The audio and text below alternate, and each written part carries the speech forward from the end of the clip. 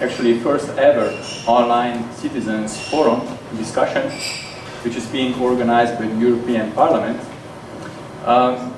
Here are the audience from Ljubljana, but also we have audience from the Maribor and also the Stockholm from Sweden. So it is a kind of unique event which is trying to connect both online discussion and the discussion into the virtual realm. The today's topic of the online forum is whether the internet is becoming the most powerful force in European development. Hello, Christian, Tanya speaking. Hi. Hello, Tanya. Hi, we haven't had a chance to have a coffee today, or yesterday. No, that was a pity. Unfortunately, I can't see you either, but I trust you there. I am. It's my voice. Good. I assure.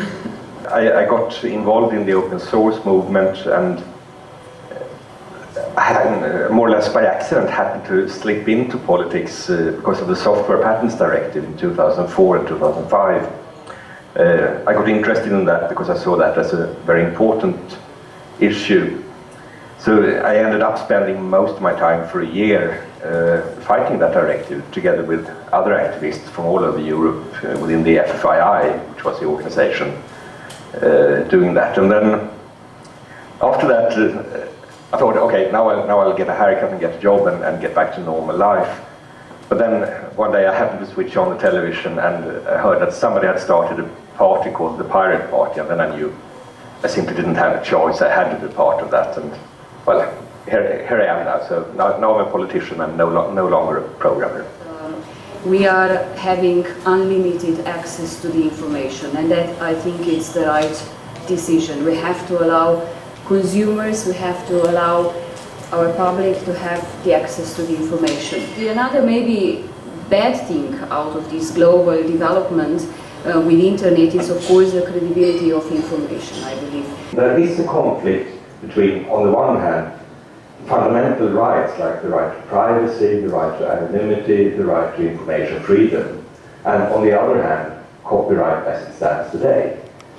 I mean, there is a conflict, but to me the fundamental freedoms are more important because those are the core values of the European Union.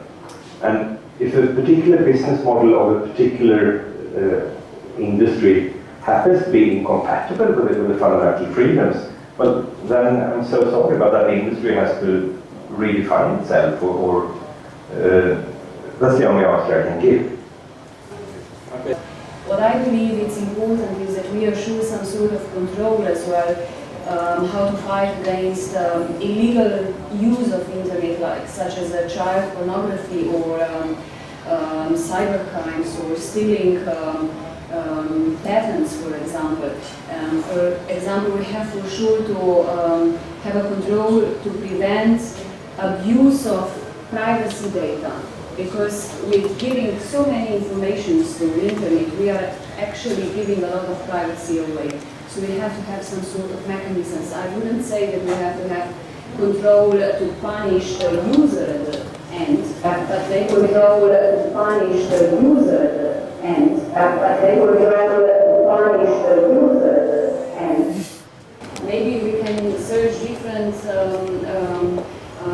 possibilities how to assure to protect the intellectual property on one hand and have the unlimited access to the information. So I'm of a completely different opinion, I must admit. I see that as one of the really great dangers of what's happening right now is trying to get internet service providers to act as sort of policemen. That should not be the role of the internet service providers. I mean, they should provide infrastructure. I mean, we can compare it to the postal service or the telephone service. I mean, it's never been the case that the postal service was responsible for what people said in mails. It's never been the case that telephone operators were responsible for what people said on the telephone. And in the same way, it's tremendously important that we separate the responsibilities of the internet service providers. Their responsibility is to provide access to the internet, and they should not be involved in any way censoring or checking or filtering what the users do on the internet. Kids can have on iPhones today loaded downs of material illegally, however, this is the present situation. But nevertheless, I think that we should as well protect the property and authors' rights if we go a step further.